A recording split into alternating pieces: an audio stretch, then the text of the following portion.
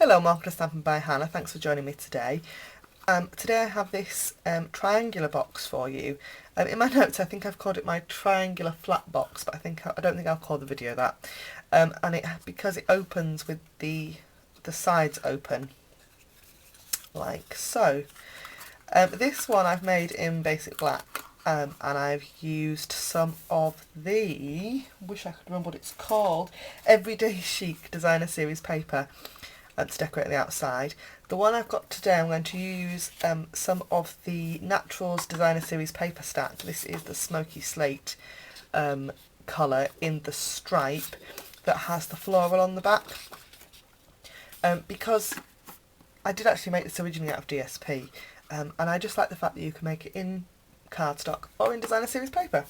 So for this, you're going to need your scoreboard, your Simply Scored, and a piece of Designer Series paper or cardstock that measures 5 inches by 7 3/4, which is 12.6 by 19.5 centimetres.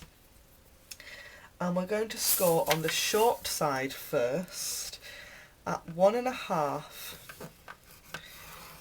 inches, 3 and 4.5 inches, which is 3.8, 7.6 and 11.5 centimetres.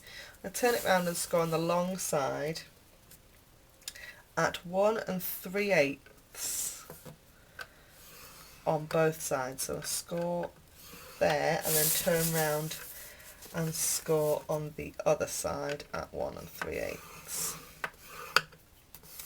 which is about 3.6 centimetres. I will check that one.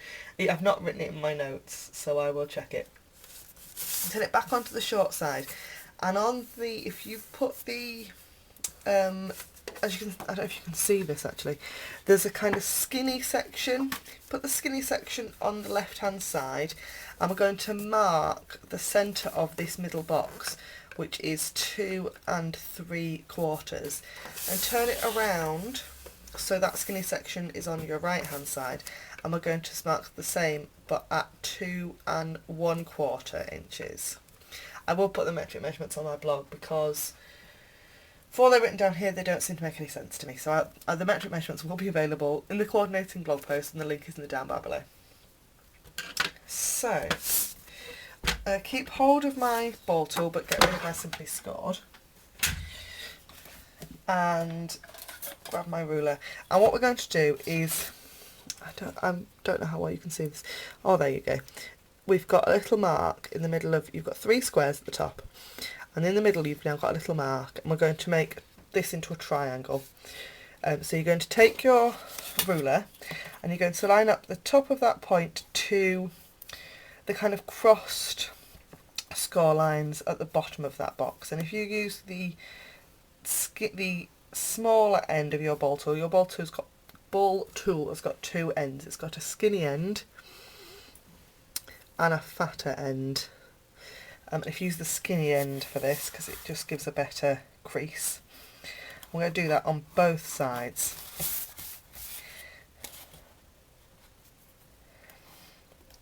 And this creates that triangle, those triangular sides, those flaps for my triangular flat box. Excuse me. And we're going to fold and burnish on all of our score lines, but we're going to ignore the triangle pieces for now.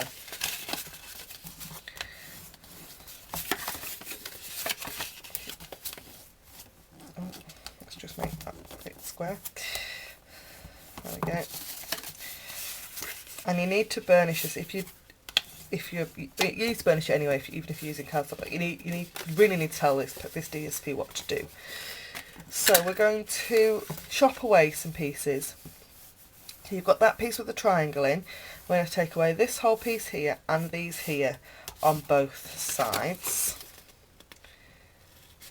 So that's one. Straight down the score lines. and along.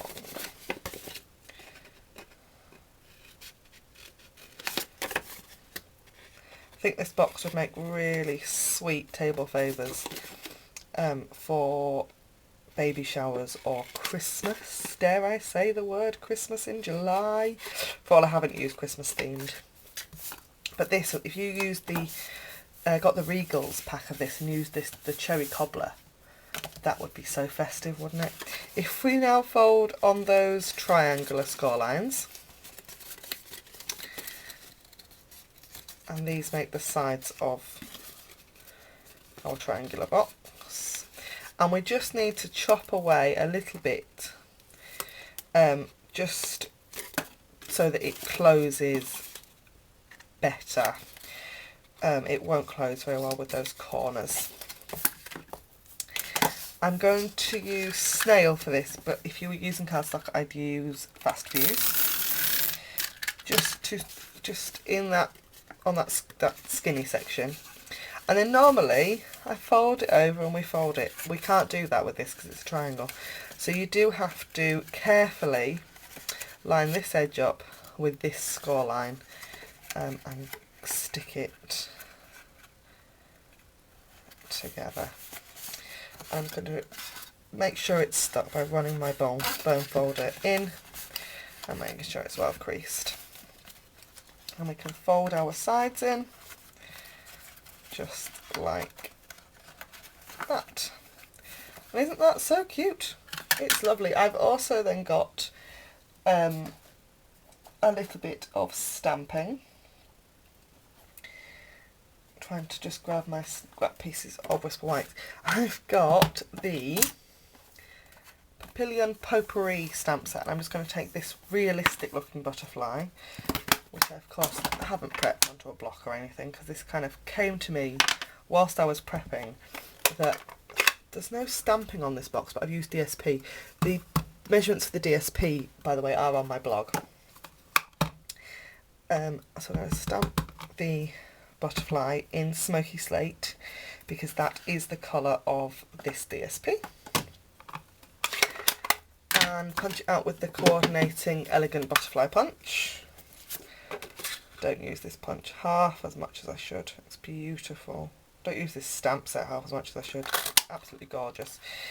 So there's our butterfly, and I've got a piece of basic grey cardstock, which is darker, but I think that's a nice contrast, and the extra large oval punch. I'm just going to pop a little bit of snail in the middle of our butterfly and pop it onto our oval. Pull up our wings a bit, give it a little bit of dimension.